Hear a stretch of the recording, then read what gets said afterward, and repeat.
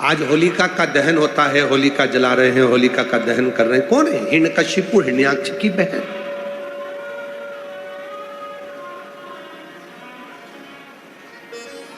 कभी आपने विचार करा कि जब ये राक्षस की बहन थी तो इसकी पूजन करने की जरूरत क्या थी?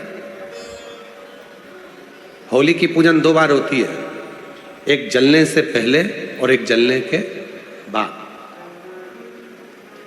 लोग सुबह पूजन करने जाते हैं, कोई जलने के बाद पूजन करने जाता है।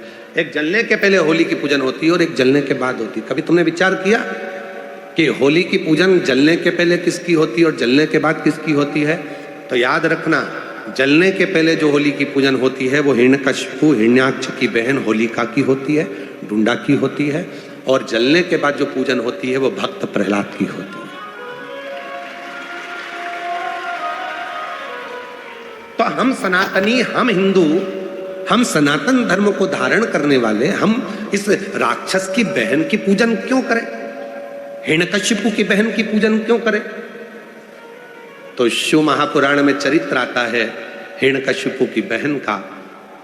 श्रीमद् भागवत में भी चरित्र है, विष्णु पुराण में भी चरित्र है, नरसिंह पुराण में चरित्र है, स्कंद पुराण में चरित्र है। हिरण्यकशिपु की बहन का नाम था डूंडा। क्या नाम था? जम के बोलो, डूंडा। इसलिए होली में लकड़ी नहीं जलाते, मोटे मोटे डूंड जलाते हैं। मोटे मोटे जो लक्कड़ होते हैं उसको डूंड कहा जाता है, वो जलाते होली में। लकड़ी नहीं, डूंड, मोटे मोटे लक्कड़।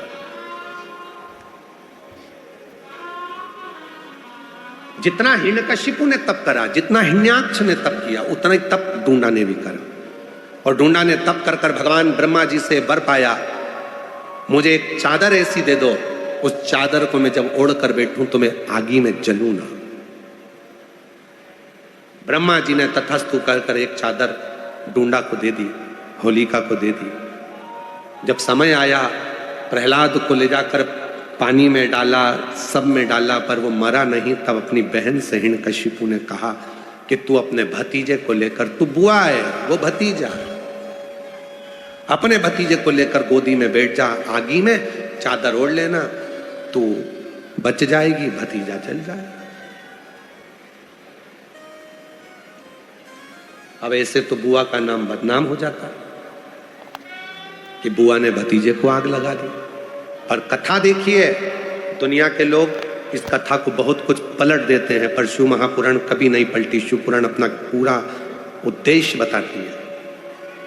चारों तरफ से अग्नि लगी, बुआ बैठ गई चादर ओढ़कर, डूंडा अपने तन को ढककर, गोदी में प्रहलाद बैठ गया। बुआ को लगा मेरा भतीजा जल जाएगा। जब चारों तरफ से आग तेज होने लगी, भतीजा बुआ के गले लगा, तो बुआ ने अपनी चादर उतार कर अपने भतीजे पे डाल दी, खुद जल गई, अपने भतीजे को बचा।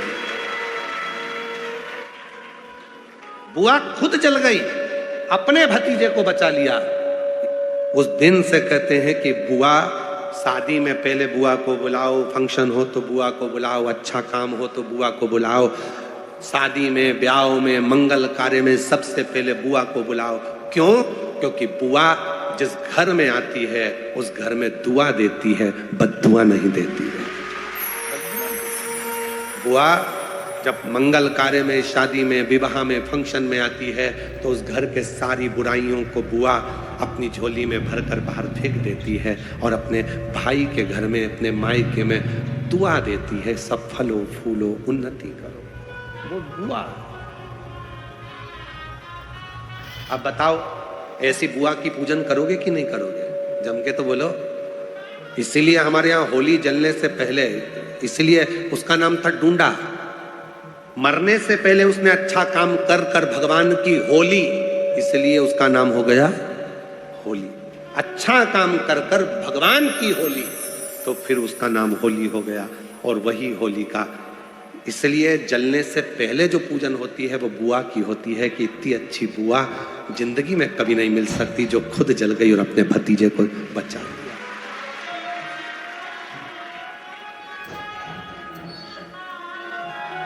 और होली जलने के बाद जो पूजन होती है वो प्रहलाद की होती है कि ये बच गया उसकी कृपा से।